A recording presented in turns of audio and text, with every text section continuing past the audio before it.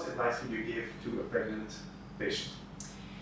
So, first of all, baby's safe. There's nothing that you can eat that's going to cause a miscarriage. If you have to have that cup of coffee, you have to. But do remember also that the baby is generally exposed to what you're exposed to as well. So, again, I do think that actually reducing the amount of toxins that we put ourselves in front of is actually quite useful. So, eating organic reduces the pesticide residue on the food.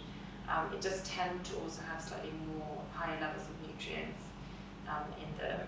And also when it comes to organic meat, for example, they're not using unnecessary medications with those animals, so that can be helpful as well. It's important to remember that we should eat sort of twice as well, but not twice as much, because you don't need more calories until the last trimester. Right.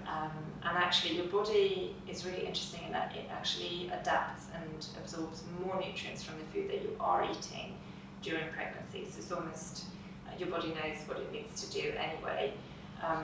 But it's important to get that omega-3, so ideally some oily fish, but not too much because of the toxins. So the guidelines are 2 portions of oily fish a week. Okay. Any more than that, and you're potentially getting too much mercury. The smaller fish is better, so the sardines, for example, would be better than.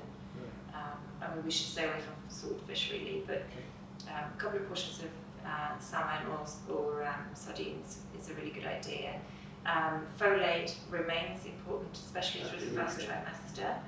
You would be taking a 400 micrograms of folate anyway through that time, but I like to always make sure that we're getting more than just the baseline. So green vegetables, kale, peas, broccoli, spinach, those are kind of good things to always try and have every single day if possible.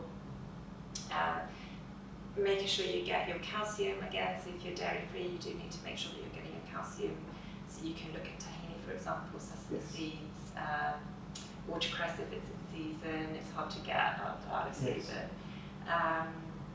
And your protein, magnesium, zinc is really important as well for women's brain health. And I think that for those women who maybe have a history in their family or their own history of postnatal depression or prenatal depression, zinc is very, very, very important. It's frequently low, like I said, because of stress and our lifestyle actually hinder our absorption of zinc. So it's really important to make sure that we're getting that. Pumpkin seeds is a good thing to snack on, for example. And again, for the brain health, the omega-3, again, that's why that's so important.